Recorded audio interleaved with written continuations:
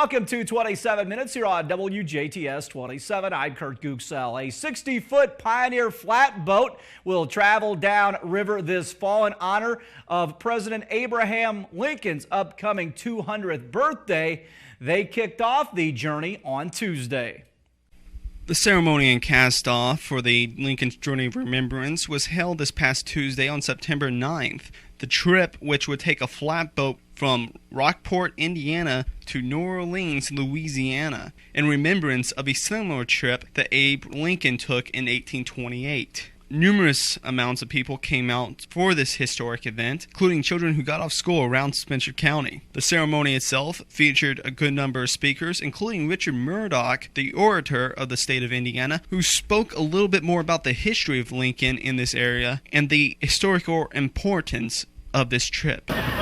It is really an honor for me to be here. As some of you know, I love the study of American history. I get to speak at a lot of different places. I have spoken at new product launches. I have spoken at a blood drive at one point. I have spoken at baseball games, but I have never got to speak at a boat launch. And this is a neat thing for me.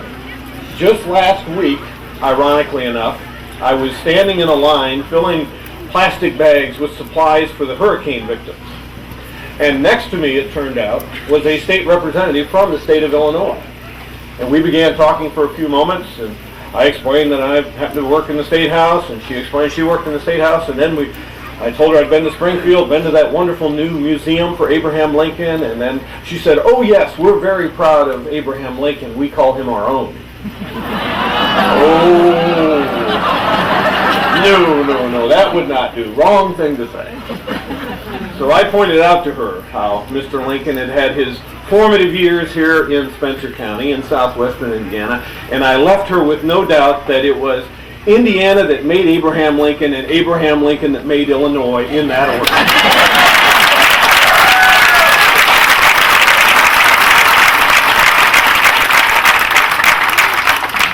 Well, in giving you a keynote address, which I see is what this is labeled, I have to talk about history. But that's okay, because I love history, and I love American history, and when it all comes back to when our study of history is through, one thing that is consistent, and that is it is a study of places on the ground. History always happens somewhere, right? And if you're like me, perhaps you've been to Massachusetts, you've seen Plymouth Rock, that spot where supposedly, legend has it, those pilgrims stepped off the Mayflower, just over 100 of them. 1620 in November, and by spring of 1621, less than half of them survived. Tough bit of history there. Maybe you have been, as I have, to that famous spot in Concord, Massachusetts, where the American Revolution began. You stood on that little bridge, or as Ralph Waldo Emerson said, that crude bridge that arched the flood, the April breeze, their flag unfurled, there the embattled farmers stood and fired the shot heard round the world. Pretty famous spot, because that's exactly what they did. And then, of course, there's Fort McHenry. If you've ever been there in Baltimore, it's easy just to close your eyes, especially if you're there at the very end of a long day and you see the sun setting, and it's not at all hard to imagine that out there in the harbor is an old sailing ship, a man-of-war, and on board is that young lawyer and journalist Francis Scott Key, squinting through the daylight to try to see if our flag was still there. Great spots of our history. And I'm here to suggest to you, right now, you're standing at another one. Because yes, Rockport, Indiana, the bluffs of Rockport, are where an incredible journey began. And it wasn't simply a journey down a river to another river and on to New Orleans. It was a journey that defined, that shaped the thinking of the greatest president of the United States. And if you don't know how internationally known Mr. Lincoln is, you need to understand that Abraham Lincoln is said to be quoted more often than any other person who ever spoke the English language. That's quite a tribute to the bluffs of Rockport, Indiana, because this is where it began. As was said here earlier this morning, when Abraham Lincoln set foot on that boat, he began to experience things that he had never seen before. Oh yes, he'd seen slavery before. As was said, his family, under his father Thomas, had left Kentucky, had come across the river because of bad land titles and because they didn't want to live where slavery was permitted. And you can be sure, before he ever got on the flatboat in 1828, Lincoln had some occasions to go across that wide river and see in Kentucky slavery because it existed there. But what he saw when he got to New Orleans was something totally different. It wasn't the occasional manservant or the house servant that were frequent across this river. Many years later, he would even learn that his wife, Mary Todd Lincoln, was served by slaves her entire childhood. But slavery was different in the Deep South. When Abraham Lincoln went to New Orleans for the first time in his life, he heard the lash on the back of a human being. And you know, with it, he heard the whimper of submission. Abraham Lincoln heard mothers scream as children would be ripped out of their arms to be sold and never to be seen again. Imagine that anguish. Abraham Lincoln wrote years later that of his experience in New Orleans, it was like nothing he had imagined. He described slaves being chained together like catfish on a trot line. And raised as a Baptist, Abraham Lincoln could not accept that. He was deeply disturbed, angered, sickened by slavery. Many years later, he wrote to a friend on the other side of this river who was a slave owner.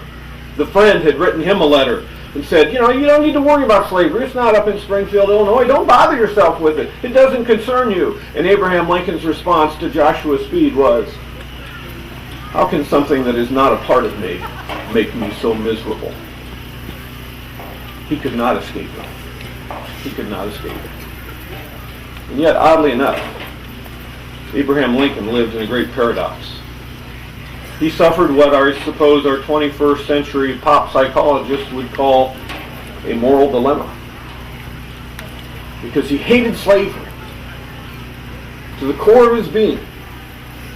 And yet he absolutely revered our founding fathers.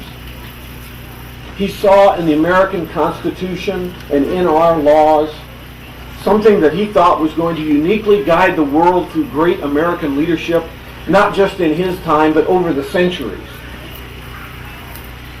He revered Washington and Franklin and Jefferson. And somewhere in the back of his mind, there had to constantly be that conflict. How could these great men create a constitution that was accepting of this evil institution of slavery?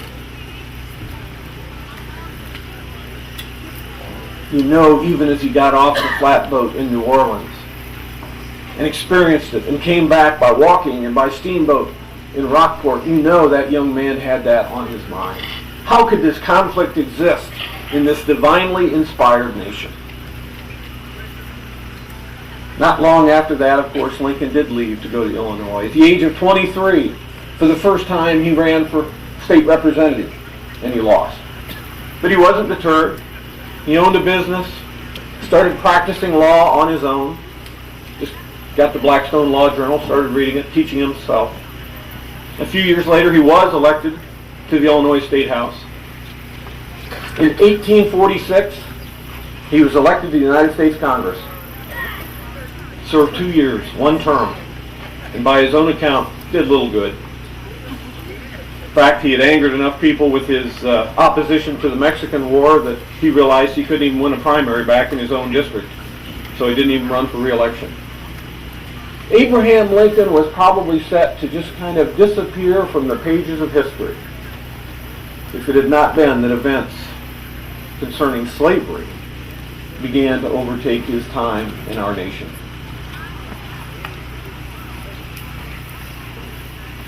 As the issue of slavery developed on the national stage, Lincoln again had that strange quandary. What could he say? He wanted to do away with slavery, but, you know, as a believer in the Constitution, he didn't think that was possible. Through the 1850s, he heard Supreme Court decisions come down that said slaves were property. And Abraham Lincoln certainly believed the government couldn't take away a man's property any more than, you know, they couldn't take away a slave who was property any more than they could take away a mule or a man's land. And it was a huge conflict for him. It had to be. What really started the surge of history rolling that caused us to know and to be here today and to revere Abraham Lincoln and to honor this spot as hallowed ground, and it is hallowed ground, was when Lincoln's own senator, Stephen Douglas, in Illinois, managed to get passed through the Congress of the United States the Kansas-Nebraska Act. You see, Lincoln had found a way in his own mind, or at least publicly, to say that slavery, as bad as it was, just shouldn't go anywhere other than where it was existing then. It was bad, just leave it there. Lincoln actually wrote once that he thought economic conditions were changing so quickly that by the 20th century, slavery would just kind of peter away, that it would be obsolete. A lot of people thought that. And then Stephen Douglas and his friends said, no, let's not keep slavery down south. Let's let it go anywhere in the new western region. What we see is that land west of the Mississippi River. And so the issue began to boil. Lincoln stepped forward in 1856 to run for the Senate in Illinois and lost. 2 years later, he came back again. And this time it was Stephen Douglas who was going to be on the other side. And if you can imagine, in his acceptance speech in 1858, Abraham Lincoln gave what history has come to know as his House Divided speech. He said he didn't expect the house to fall, but it would not remain all free and all slave. It had to be one or the other. And that speech caused him to be labeled as a radical. A radical, imagine that. During 1858, that series of debates between Lincoln and Douglas was a turning point in our history, because the argument could not have been made more eloquently by either of those gentlemen as to their points of view. Stephen Douglas, long-established U.S. Senator, barely 5'3" tall, standing next to 6'4" Abraham Lincoln on 7 different podiums across Illinois. And they argued it out before thousands of people for 3 hours at a time in each debate. And those of us of the 21st century have a tough time hanging on for a half hour. Imagine thousands of people gathered to hear politicians in the hot sun argue for 3 hours at a time. But it was that issue that drew them, because everyone knew how critical it was. Stephen Douglas thought he saw the weak point in Abraham Lincoln's argument. And he saw it in 3 areas. 3 areas. He said, Mr. Lincoln, you claim to be a religious man. Surely you will acknowledge that even in the Bible there is slavery, Mr. Lincoln. And Abraham Lincoln said, yes, that is true in both the New and the Old Testaments. Slavery is talked about. But whenever slavery is expressed in biblical time, it was a punishment for a crime committed. If someone was caught stealing, they would be made a slave of the person from whom they stole, and they would serve a certain period of time, and when that time was up, they were free. Slavery, Mr. Lincoln said, was never imposed simply because of the matter of one's race. And then, of course, there was that Kansas-Nebraska Act. You see, the heart of it that Douglas wanted to impose was that all those new states coming into the Union could decide for themselves whether or not they would be free or slave states. And what's more American than that? How could you argue against the fact that people in one state ought to be able to decide for themselves whether slavery was going to exist there? It's called popular sovereignty. I'm sure in today's polls it would poll very high. It did back then too. Stephen Douglas argued for popular sovereignty, that the majority had the right to decide, and Abraham Lincoln on that stump, standing across from him, said, "Judge Douglas, 100% majority cannot make wrong, it cannot make right what is morally wrong." Stirring words. And last but not least, Mr. Douglas threw at Lincoln, "You know, you revered our founding fathers. You've said that many times. Through your entire public life, you've revered our founding fathers. They're the ones who gave us slavery. Why would you ignore what they gave us?" And Mr. Lincoln argued that those great men who signed our Constitution themselves didn't want slavery expanded, that they hated it. He quoted Thomas Jefferson, who once said of slavery, "It was like holding a rabid wolf by the ears. You didn't like holding on, but you feared letting go even more." When the election was over, Mr. Lincoln's party had received more votes than Stephen Douglas's party, but Mr. Lincoln lost. He said at that time that he knew his public life was over. He had lost far too many races to ever be seen again as a viable candidate, and he just hoped that the debate that he had offered with Mr. Douglas would somehow be enlightening to America on the subject of the evils of slavery. Abraham Lincoln thought his life's journey in politics was over. Isn't that amazing? Barely 2 years later, in the campaign of 1860, Abraham Lincoln, the party of abolitionists, which is to say the new Republican Party back then, had only been around since 1854, and they wanted to absolutely abolish slavery at the snap of their fingers. And that was a radical position. And Abraham Lincoln angered his own party when he said, "You know, if we could save the Union by freeing all the slaves, I would do that. If I could save the Union by keeping them all in bondage, I would do that. If I could save the Union by keeping some free and releasing others, well, that's what I would do." And that infuriated the very Republicans who had nominated him. By the way, when he went into that convention in 1860, he was an underdog. William Henry Seward was seen to be the obvious choice. William Henry Seward was a graduate of Columbia University, a great scholarly person, and when he lost the nomination to a man for whom there is no evidence he ever spent a single day in his life in a classroom, you can imagine Seward was not a fan of Abraham Lincoln. At Lincoln's inauguration in March of 1861, the nation was literally coming apart. He had won the presidency and his name had not even been on the ballot in 11 states. And yet he had won the presidency, and it was obvious the country was not going to remain as it was for much longer. Lincoln said in his inaugural address, "To my dissatisfied countrymen, the issue of civil war is in your hands, not in mine. You have taken no oath to destroy this nation, but I am about to take one to preserve, protect, and defend it." And so he did. So he did. The American Civil War saw the toughest time our nation will ever experience. And Lincoln was as steadfast as the flow of this river in one purpose, and that was saving the Union. Time after time, when it seemed all had failed, when Congress was deserting him, when the military was not doing well, it seemed that everyone was going to walk away. And Lincoln found a way to stir the public.